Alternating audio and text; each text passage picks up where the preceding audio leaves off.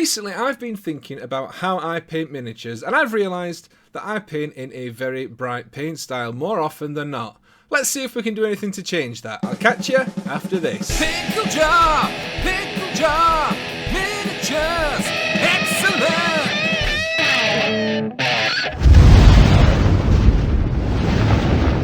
SprayBlack, me old chummaroo. How we doing? Hey buddy. Good, yeah. Listen, I've had an idea. I've realised that I paint things very bright, and I've noticed that you paint things not very bright. Do you fancy having Grimdark, you could say? Yes. Some would describe it as grim and dark. Do you fancy a bit of a challenge? Yeah, always up for a challenge. I challenge you to paint in my style, and I'm gonna have a go at doing yours. So you want me to paint super bright, super vibrant, and really, really saturated? Oh dear. Yeah, that's about the long and short of it. What do you think? Well, we can give it a try. Cool. Let's crack on then.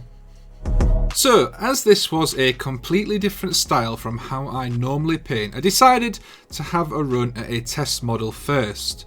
I put together a quick marine and spent an hour or so just trying different things out. The goal here wasn't to have a fully finished model, it was just to see what techniques worked and how I'd do different things on the final piece.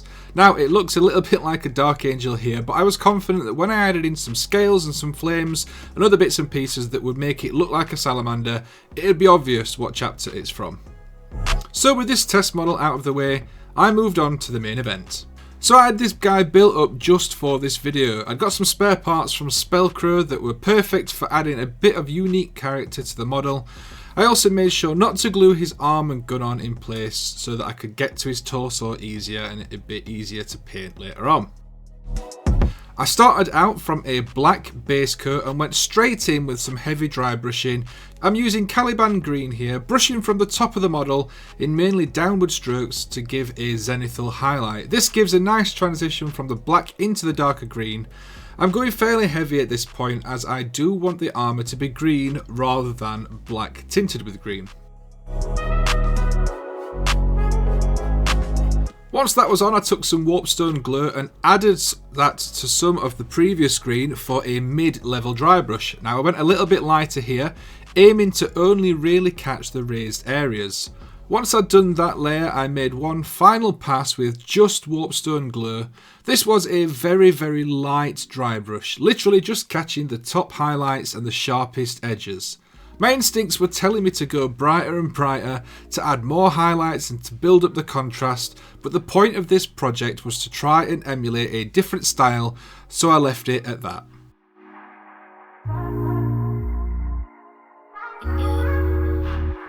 Now, an easy way to smooth out a lot of those transitions between the dry brushing layers is to use thinned down contrast paint. I've mentioned before about not bothering with medium for thinning paints, but in this instance I'd advise it. Thinning down Dark Angel's green with contrast medium at maybe a 4:1 ratio, I then applied this all over the armour. It really helped to blend all those dry brushing layers together and smoothed out any of the unwanted texture that you sometimes get from dry brushing. While that was drying, I started adding some rhinox hide to the scaled areas such as the shoulder pad and the loincloth and the cape. This would work as a nice dark base, and I then progressively added more and more reds highlighting up to help make those areas pop. All the way through this process, I had to keep telling myself not to go too bright with the various highlights, and this was kind of difficult for me. I'm used to painting in very bright colours, very saturated, so doing this and forcing myself to try and keep it dark and gritty was a real challenge, but it's one that I'm glad that I did. Rather than adding my usual bright gold metallic to the chest piece, I decided to go for a slightly non-metallic metal look here.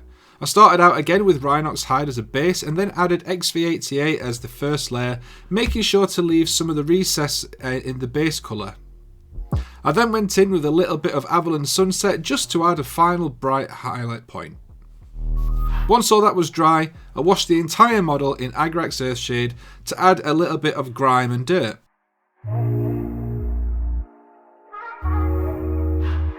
Once all that had dried, I decided to go in and add some more weathering and some more grime.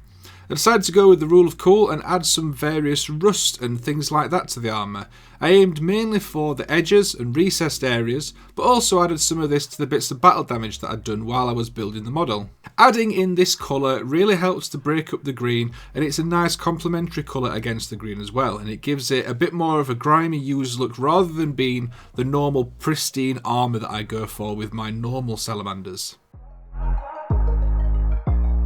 I needed to add some flames to the other shoulder pad, but I didn't want to just do this in my normal sort of neat stencil style.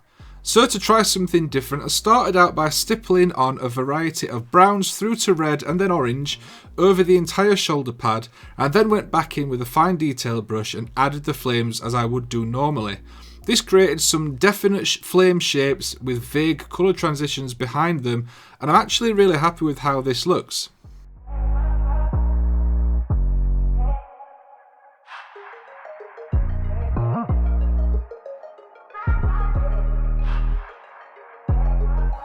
Finally, I added some metallics and a heat bloom to the end of the flamer that it is equipped with, and some final details here and there, and here is the finished product. I'm surprised at how much I like this model. It's really not my normal style, but I had so much fun painting him that I'm tempted to do more like this in the future. The entire project was all about trying out a style that I'm not used to, picking up some new techniques and stretching my painting muscles. Well, I'd say mission accomplished. So there you go guys, I hope you enjoyed watching the process of me trying to figure out how to paint in this Grimdark style. I really enjoyed working on this miniature and putting my painting skills to the test, trying out a different paint style to what I'm used to. If you enjoyed this and want to see the other half of the challenge, then make sure to go and check out SprayBlack Studios. There'll be a link down below in the description and one in the top right hand corner right about now to his video where he tries to emulate my own painting style. If you've enjoyed the video, don't forget to hit that subscribe button and leave a comment down below. Let me know what you think of the miniature that I painted in this video. If you want to see more of me, I live stream here on the Pickle Jar every Wednesday evening at 8 PM. And if you want to help support the channel, then check out our affiliate links down below in the description. Finally, I want to say a massive thank you to our channel sponsor, Broken Toad. They make the best brushes on the planet. So if you're looking to pick yourself up a new set of brushes, check out the link down below in the description and tell them that we sent you. That's all from me, and I'll see you next week with another video.